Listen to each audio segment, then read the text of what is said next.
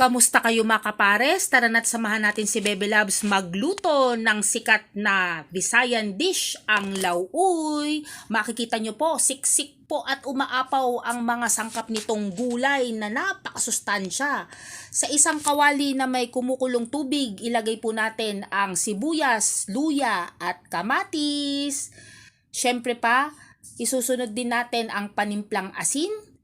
Pagkatapos niyan ay ihulog na po natin ang kalabasa, palambutin ito ng very light. Isunod ang sitaw. Pagkatapos niyan ay sigarilyas. At syempre pa ang pansahog nating hipon, pwede rin naman po ang isda. Timplahan ulit ng paminta, okra, talong, patola, at syempre ang mga dahon ng saluyot at alugbati.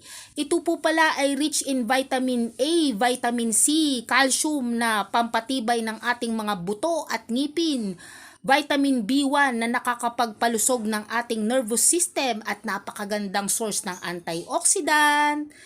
Syempre pa, konting patis para mas masarap. Kaya subukan nyo na to mga kapares. Mangantayon, healthy. Kain po tayo ng masustansya.